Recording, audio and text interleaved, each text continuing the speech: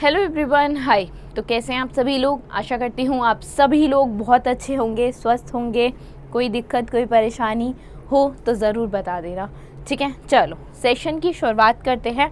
उससे पहले अगर किसी को इंटरव्यू कोर्स बाय करना है तो do it by right now, ठीक है। अभी नहीं तो कभी नहीं, मतलब अगर करना ही है बाय, थोड़े दिन बाद करोगे फिर आधे से ज़्यादा टाइम निकल जाएगा, उसका भी कोई फ़ायदा नहीं है ना। तो जो भी बाय करना चाहते हैं वो बाय कर सकते हैं। मैं रोज़ कुछ दिनों से इस बारे में बात कर ही रही हूँ आप लोगों से, है ना। चलो, पीएम प्रैक्टिस प्रो के बारे में भी आप सब लोग जानते ही हैं।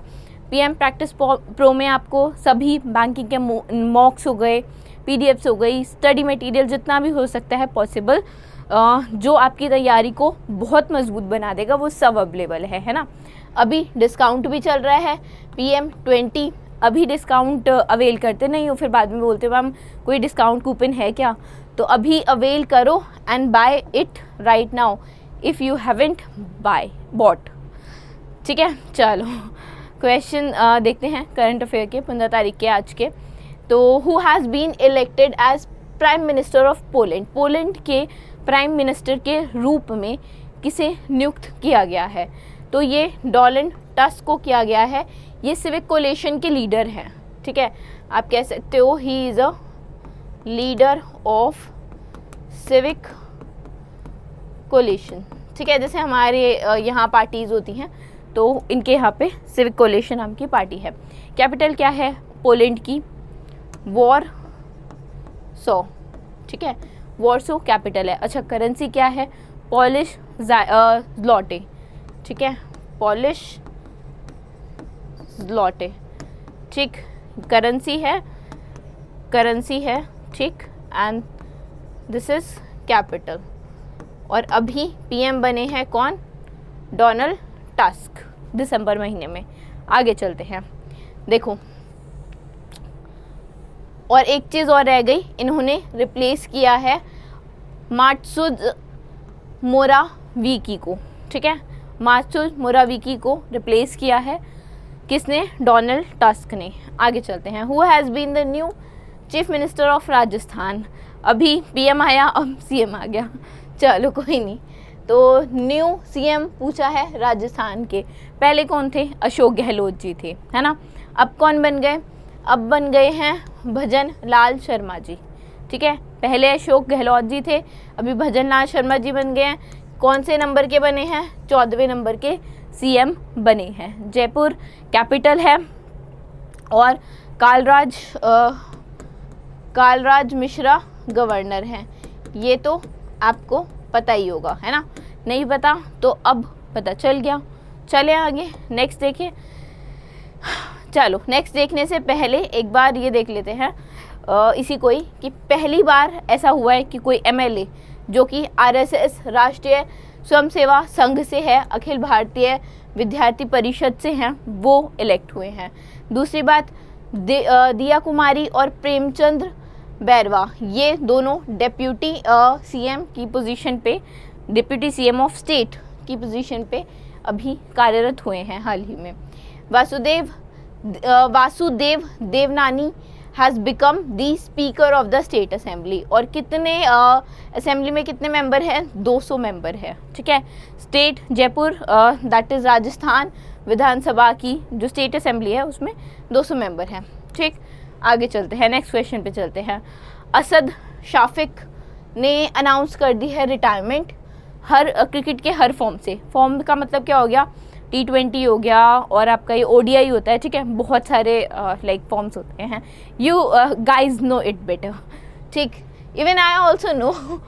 तो क्रिकेट के सभी रूपों से संन्यास लेने की घोषणा कर दी है असद शाफिक ने। ये किस देश के खिलाड़ी हैं?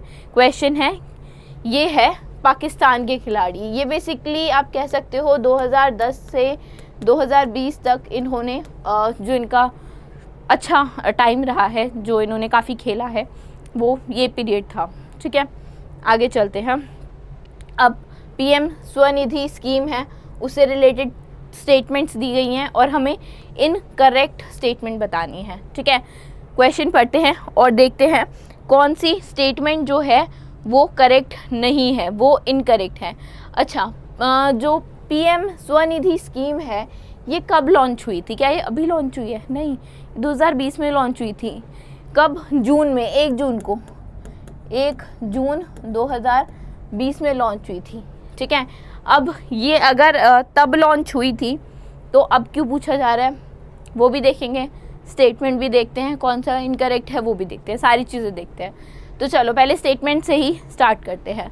अभी क्या हुआ है ना, दिसंबर महीने में ये बताया गया है कि टोटल 9,790 करोड़ के लोन जो हैं वो डिस्ट्रीब्यूट किए गए हैं, वो बांटे गए हैं बेनिफिशरीज़ में। किसके? पीएम स्वनिधि स्कीम के जो भी लोग जिनको भी इससे बेनिफिट मिला, ठीक है, तो उनके बीच में 9,790 करोड़ रुपए डिसबर्स किए गए हैं, बांटे गए हैं इन अ वे, है ना। इस स्कीम से कुछ याद आ रहा है कि ये स्कीम किससे रिलेटेड है? ये स्कीम, जब अगर आपको याद हो, कोविड में क्या हुआ था, सबके काम धंधे ठप हो गए थे, है ना। लोग जो चाहे गांव में हो शहरों में हो नहीं कर पा रहे थे काम, शहरों में और बुरा हाल था, ठीक है। गांव में एटलीस्ट लोग खेती बाड़ी या किसी ना किसी वे में, वहाँ पे भी ऐसा नहीं है कि वहाँ पे और ज़्यादा बुरा हाल था, तो हर ही जगह बुरा हाल था और बिजनेसेस काफ़ी लॉस में जा रहे थे ड्यू टू कोविड। तो सरकार ने पीएम स्वनिधि स्कीम लेके आई और क्या किया सरकार ने कि जो अर्बन लोग हैं, जो बेसिकली जो लोग हैं जो अर्बन स्ट्रीट वेंडर्स हैं, उनको लोन प्रोवाइड करना स्टार्ट किया, ठीक है, at a very nominal rate. ठीक, तो उस लोन से जो छोटे छोटे स्ट्रीट वेंडर हैं उन्होंने अपना काम शुरू किया, दे ग्रू, ठीक है। उसके बाद अब दे आर स्टेबल। तो पीएम स्वनिधि स्कीम ने बेसिकली पैसा दिया लोगों को लोन के फॉर्म में, ताकि वो अपना बिजनेस दोबारा से खड़ा कर सके, या अगर कोई बिज़नेस नहीं कर रहा है, बहुत लोगों की जॉब भी गई थी, बहुत लोगों ने उस टाइम पे बिज़नेस भी स्टार्ट किए थे, ठीक है, तो बहुत लोगों ने लोन लेके बिज़नेस भी स्टार्ट किया जिनकी जॉब गई थी। तो चलो एक बार स्टेटमेंट देखते हैं। तो पहली स्टेटमेंट तो हमने देखी कि अमाउंट दिया हुआ है 9,790 करोड़, जो अमाउंट बिल्कुल करेक्ट है और स्टेटमेंट में कोई इशू नहीं है। ठीक, दूसरी स्टेटमेंट पढ़ते हैं। जो स्कीम है वो प्रोवाइड करती है collateral free working capital loans up to 50,000, ये भी बिल्कुल ठीक है, करेक्ट है, कोई दिक्कत नहीं है।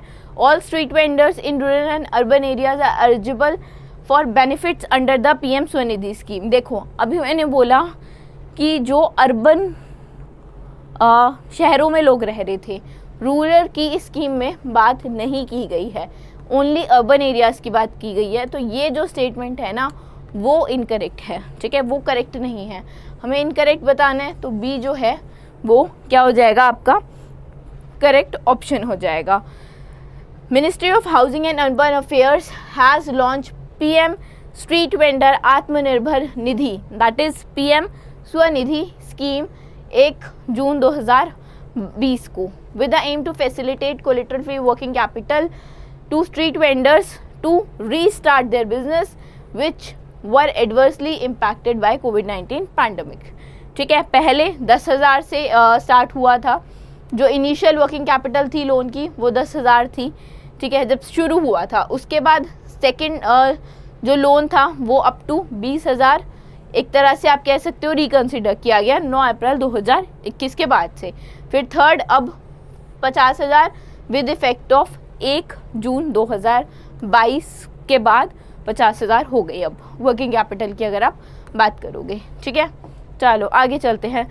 रेस पावर इंफ्रा, ये इसने एक पैक्ट साइन किया है कि स्टेट गवर्नमेंट के साथ, ताकि ये लोग बिल्ड कर सकें 500 मेगावाट का सोलर पार्क उस स्टेट में, उस पर्टिकुलर राज्य में, ठीक है। ये किया है उत्तराखंड स्टेट, उत्तराखंड राज्य के साथ।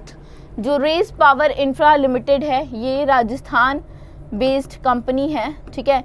इसने बेसिकली पैक्ट साइन किया है उत्तराखंड स्टेट गवर्नमेंट के साथ, और ये उत्तराखंड में ना जैसे 500 मेगावाट पावर का जो पार्क इस्टेब्लिश करेंगे, ये किस में हेल्प करेगा, ये पावर सप्लाई में हेल्प करेगा उत्तराखंड में, ताकि अच्छे से पूरे टाइम बढ़िया से रोशनी इलेक्ट्रिसिटी मिल सके उत्तराखंड को। तो this MOU will facilitate the construction of power generation complex that will help to meet a considerable portion of states power demand। ठीक है, तो जो स्टेट की, राज्य की पावर की डिमांड है, ठीक है, इलेक्ट्रिसिटी की डिमांड है, ताकि उसमें थोड़ा सा उसमें योगदान हो सके, उसकी पूर्ति हो सके, उसमें ये MOU बहुत ही ज़्यादा फ़ायदेमंद रहेगा। आगे चलते हैं। दिसंबर के महीने में मिनिस्ट्री ऑफ डिफेंस ने अप्रूव किया है purchase of 70,000 semi automatic assault rifle. कहाँ से? US बेस्ड एक कंपनी है सिग सॉर, इनसे 70,000 सेमी ऑटोमेटिक असॉल्ट राइफल खरीदने का मिनिस्ट्री ऑफ डिफेंस ने अप्रूवल दे दिया है। ठीक है, इंडियन आर्मी के लिए, और उसकी कॉस्ट बतानी है। इसकी कॉस्ट है अराउंड 800 करोड़ रुपए। ठीक है, कितनी कॉस्ट है? इसकी कॉस्ट है 800 करोड़ रुपए। इसमें देखो कुछ पहले भी आ चुकी हैं, तो अभी इंडिया जो है वो 2019 से यूज़ कर रही है सिग सॉसर राइफल्स। ठीक है, इंडिया ने ऑलरेडी 72,400 परचेज कर लिए हैं। ठीक है, ये कैलिबर सिग राइफल के डायमेंशंस हैं। एंड उसमें से अगर आर्मी की बात करोगे तो 67,400, एयरफोर्स ने 4,000 और इंडियन नेवी ने 2,000 यूज़ किए हैं एयर राइफल्स। ठीक है, सॉसर असॉल्ट राइफल्स। सो अगर वेट की बात करोगे तो 3.82 kg। एंड अगर रेंज की बात करोगे, effective kill range is 600 metre. 600 metre तक के टारगेट को इट कैन ईजिली हिट। ठीक, चलो आगे चलते हैं। इंडिया का पहला बुलेट ट्रेन टर्मिनल कहाँ बिल्ड हो रहा है? इंडिया का पहला bullet train terminal Sabarmati multi modal transport hub में। साबरमती से कुछ याद आया क्या? अहमदाबाद हो सकता है? बिल्कुल हो सकता है, और अहमदाबाद गुजरात ही करेक्ट आंसर है। ठीक है, तो कहाँ पे हो रहा है? Sabarmati multi modal transport hub में। ठीक है, अहमदाबाद में Sabarmati multi modal transport hub में। बहुत पहले शुरू हुआ था ये प्रोजेक्ट, अराउंड 2017 में, और अभी 26 में कंप्लीट भी हो जाएगा। सोचो, बुलेट ट्रेन शुरू हो जाएगी भारत में। ठीक है, तो ये टर्मिनल बेसिकली इक्विप्ड होगा state of art modern feature से। एंड जो इनॉग्रेशन होगा, जो शुरुआत होगी या जो इनॉग्रेशन होगा बुलेट ट्रेन का, वो शेड्यूल्ड किया गया है बिटवीन अहमदाबाद से मुंबई। ठीक है, अहमदाबाद से मुंबई जाने के लिए ट्रेन चलने वाली है 2026 में। ऐसा माना जा रहा है कि जापान की मदद से हम इसको सक्सेसफुली बना के रन करवा पाएंगे। 17 से शुरू हुआ था, ठीक है, ये प्रोजेक्ट। और for the bullet train project national high speed rail corporation limited ने इनकॉर्पोरेट ये हुई थी basically. National high speed rail corporation limited, इसका गठन किया गया था, इसको इनकॉर्पोरेट किया गया था, इसको बनाया गया था 12 फरवरी 2016 को। क्यों? बुलेट ट्रेन प्रोजेक्ट के लिए। ठीक है, तो ये डेट याद रखना, स्टैटिक का बना के भी ऐसे पूछ सकता है। ठीक है, चलो आगे चलते हैं। एक रिपोर्ट है ट्रैक्सन जियो एनुअल रिपोर्ट इंडिया टेक 2023। ये रिपोर्ट क्या कहती है? ये रिपोर्ट ये कहती है कि जो इंडिया टेक स्टार्टअप है, इंडिया टेक स्टार्टअप इकोसिस्टम है, उसने एक सिग्निफिकेंट डिक्लाइन 72% का डिक्लाइन देखा गया है। ठीक है, 2023 में इंडियन टेक स्टार्टअप्स इकोसिस्टम में 72% का डिक्लाइन देखा गया है।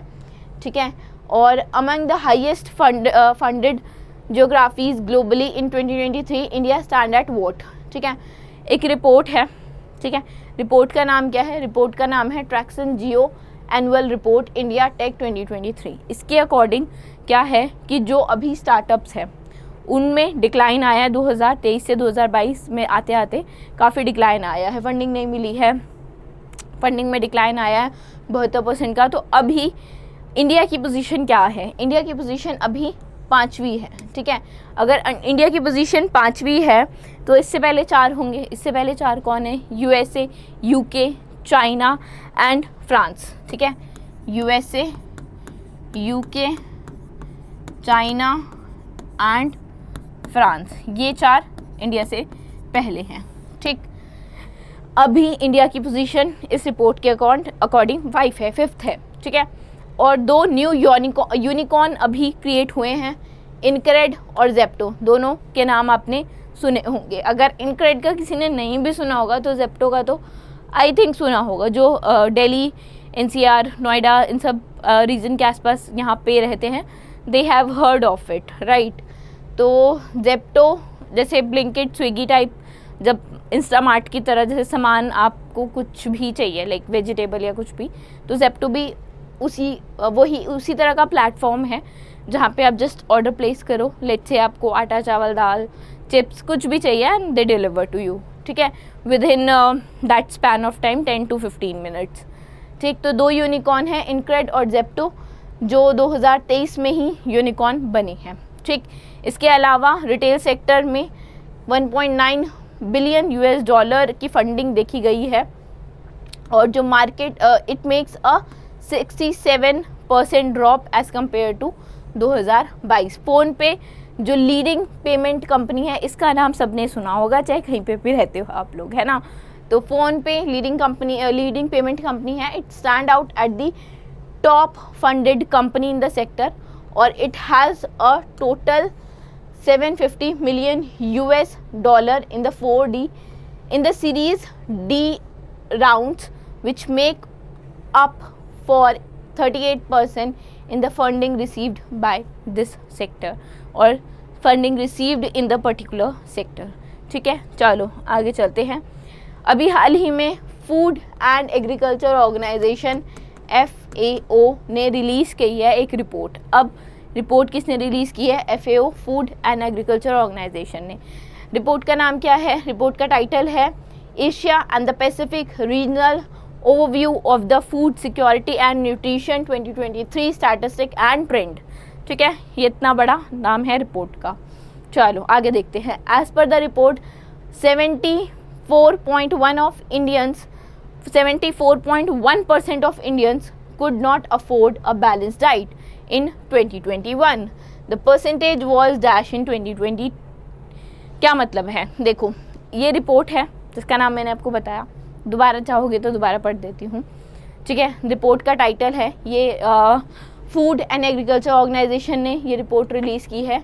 The title is Asia and Pacific regional overview of food security and nutrition 2023 statistic and trend. इसके अकॉर्डिंग क्या है कि 74.1% भारतीय खाना that is balance diet afford नहीं कर सकते। खाना अफोर्ड कर सकते हैं, बैलेंस डाइट अफोर्ड नहीं कर सकते। What do you mean by खाना अफोर्ड कर सकते हैं, बैलेंस डाइट अफोर्ड नहीं कर सकते? देखो, लेट्स से मैं दिन में 1 रोटी खाती हूँ, तो क्या वो सफिशेंट है मेरी बॉडी की रिक्वायरमेंट को पूरा करने के लिए? लाइक क्या वो सफिशेंट है? मैं मान लो मैं ऑफिस भी आ रही हूँ, पूरे दिन काम भी कर रही हूँ, ठीक है, भागा दौड़ी भी कर रही हूँ, सब कुछ कर रही हूँ, है ना, और एक जगह बैठी भी नहीं हूँ, एक्सर्ट भी हो रही हूँ। इतना पूरे दिन का काम करके 12-14 घंटे अगर लेट्स से मैं काम करती हूँ, तो 12-14 घंटे काम करने में क्या 1 रोटी काफ़ी होगी? क्या 1 रोटी खा के कैन आई सर्वाइव? ठीक है, 1 दिन, 2 दिन, 4 दिन, ठीक। कोई मोटा है, उसको पतला होना है, वो अलग बात है कि लोग स्किप करते हैं, जो कि गलत है, ठीक है। बट लेट्स से बहुत लोगों के पास जोक सपाट खाना नहीं होता खाने के लिए, like they do not have money to buy food, तो वो लोग बहुत सारे केसेस में सब्जी नहीं होती है, सिर्फ रोटी और प्याज से, रोटी और नमक से बहुत लोग आज भी ये चीज़ करने पे मजबूर हैं। तो क्या एक रोटी आपको पूरा पोषण, पूरा न्यूट्रिशन दे देगी? नहीं। सब्जी में अलग न्यूट्रिशंस होते हैं, उसकी अलग न्यूट्रिशियस वैल्यू होती है, रोटी की अलग होती है, ठीक है। तो बैलेंस डाइट इज़ जब आप पूरा प्रॉपर न्यूट्रिशियस फूड लोगे, दैट इज़ बैलेंस डाइट, ठीक है, जिसमें रोटी भी, सब्जी भी, दही भी, सब कुछ, फ्रूट्स भी, सैलेड भी, सब कुछ इन्वॉल्व होगा, ठीक, जो आप की बॉडी कंज्यूम कर सके, ठीक है, जो नेसेसरी हो, ठीक है, टू रन योर बॉडी। तो उसके अकॉर्डिंग, इस रिपोर्ट के अकॉर्डिंग 74.1% इंडियन अफोर्ड नहीं कर सकते 2021 में बैलेंस डाइट को। और ये परसेंटेज पूछ रहा है कि 2020 में कितना था। ये परसेंटेज 2020 में 76.2 था और फिर 2021 की रिपोर्ट के हिसाब से ये 74.1 हो गया, ठीक है। बट अभी भी जो नंबर्स, जो परसेंटेज बोला गया है ना, वो बहुत अच्छा नहीं है और वो बिल्कुल ही अच्छा नहीं है, ठीक है। सोचो कितने लोग आज भी खाना अफोर्ड नहीं कर पाते हैं। चलो, the report provides a glimpse on progress in meeting sustainable development goals and world health assembly global nutrition target. दो इट हैज़ इंक्रीज, बेटर हुआ है, बट 76 से 74 कितना बेटर हुआ है ना। द रिपोर्ट स्टेट, रिपोर्ट में बताया गया है कि अगर फूड प्राइजेस जो हैं वो बढ़े हैं तो उसके साथ साथ इनकम भी बढ़नी चाहिए, ठीक। खाने के दाम तो बढ़े जा रहे हैं। आटा अगर मान लो पहले लेट्स से 30 रुपये किलो, 40-50 रुपये किलो आता था, तो अब उसके दाम बढ़ गए हैं, 30 से 50 हो गए हैं, ठीक है। तो खाने के प्राइस तो बढ़ रहे हैं पर जो इनकम है वो नहीं बढ़ रही है। तो अगर बढ़ना है तो दोनों चीज़ें बढ़नी चाहिए, ठीक है, ताकि ज़्यादा से ज़्यादा लोग जो है वो न्यूट्रिशन डाइट कंज्यूम कर सकें, न्यूट्रिशियस फूड कंज्यूम कर सकें, ठीक। आगे देखते हैं, किस इंश्योरेंस कंपनी ने हाल ही में अभी पार्टनरशिप की है फ़ोनपे के साथ ताकि ये लोग कार और बाइक इंश्योरेंस प्रोवाइड कर सकें। Basically they wanted to provide affordable reliable car and bike insurance. तो ये करने वाला है Acko general insurance. Acko general insurance PhonePe के साथ मिलके reliable affordable car and bike insurance product provide करने वाले हैं, ठीक है, कस्टमर को। अगर एको जर्नल इंश्योरेंस की बात करोगे तो इनका हेडक्वार्टर कहाँ है? इनका हेडक्वार्टर है बेंगलुरु में, ठीक है, लिख लेते हैं, हेडक्वार्टर है बेंगलुरु में, कर्नाटका में। और एमडी और सीईओ कौन है? एमडी और सीईओ हैं संजीव श्रीनिवासन, संजीव श्रीनिवासन, ठीक है। इजी था, कुछ ऐसा डिफ़िकल्ट नहीं था। आई होप चीज़ें समझ में आई होंगी। नहीं आई, you can let me know, आप कमेंट करके बता सकते हैं। So thank you for now, we will be meeting you again, bye bye.